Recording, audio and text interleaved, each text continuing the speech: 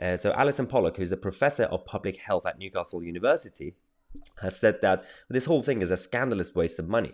Because when the rate of the virus falls as low as it is at the moment, then an increasing proportion of cases are likely to be false positives, meaning that the cases and contacts will self-isolate unnecessarily.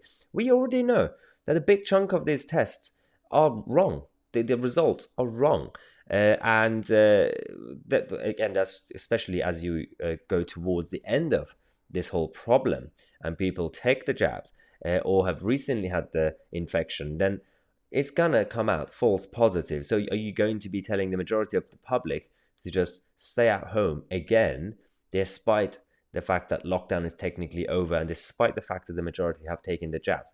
This is the biggest problem that we have. And Pollock has said that the mass testing as a project will do more harm than good. And even Steve Baker, the Conservative MP, one of the rebels, has said that the false positives generated by tens of millions of additional tests could be enough to knock the government's roadmap off course. That's true. Basically, we'll be in another lockdown without even calling it a lockdown. So that's the biggest problem, because Steve Baker has said that it's now obvious that in an environment of low prevalence, mass asymptomatic testing makes false positives a real issue. Now, putting aside the problem that we've had with false positives, with the projects that the money that's being spent on Chinese firms, who's winning here? China is winning. Thanks to Guido Fawkes, we have the latest updates from the Chinese Communist Party, because they are now introducing a huge tax cut for Chinese businesses. Look who has become a capitalist now. China has, because they are the ones who are winning. They created this problem, as in, obviously, we just have to be allegedly, up to a point where they lost control, let's just say, and the cover-ups didn't help.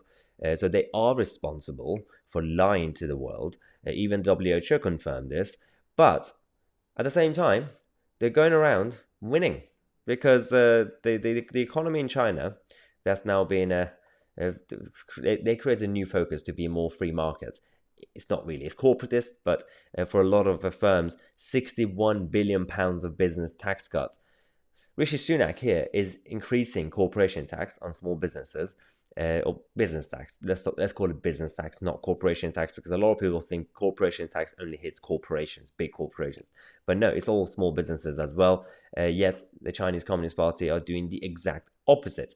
This is the China that we are currently dealing with. Well, I hope you enjoyed that short clip. If you want to watch the full version of the show, make sure you click right here, and don't forget to subscribe to the channel and click on a bell next to it so you get notified when I release the daily videos at 5:45 p.m. and 8 p.m.